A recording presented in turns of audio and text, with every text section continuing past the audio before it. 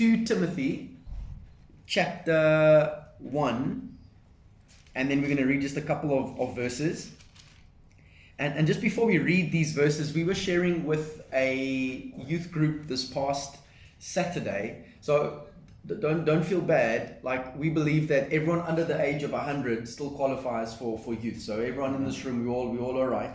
But we suggested to them, if you do consider yourself as a young leader, someone who wants to make a difference, someone who wants to make an impact, someone who wants to make a change, we would really advise you to read 1 Timothy and 2 Timothy, because for me personally, both of these books have been so beautiful to me, because the whole context of the book is Paul the Apostle, who in my opinion was one of the greatest evangelists and teachers of all time, right? He starts speaking into the life of this young prodigy, Timothy, because Timothy is supposed to take over his work, right? Paul realizes he's coming to the end of his life. He's ran his race, and he's now in the process of busy handing over the baton, which leads to a very important point.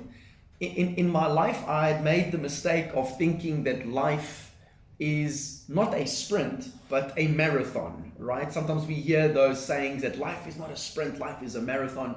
But God helped me to see something a bit differently, and that is this, that life is neither a sprint nor a marathon. It is actually a relay race, where you need to learn to pass the baton over to those that are coming after us, all right, onto the next generation. So that really had assisted me and helped me tremendously, just to give us a bit of a greater perspective, so we can think a lot more generationally than just, your own life at times. But anyway, so this is like Paul the Apostle. He's busy pouring into this individual called Timothy, and obviously the context of it also applies to us today, right? Where God wants to get stuff poured into us so that we can continue to advance the work that He's called us all into. So, another side note over here regarding the next generation, and hopefully this will make sense, but may our ceiling become their floor. May our ceiling become their floor that they can springboard off of.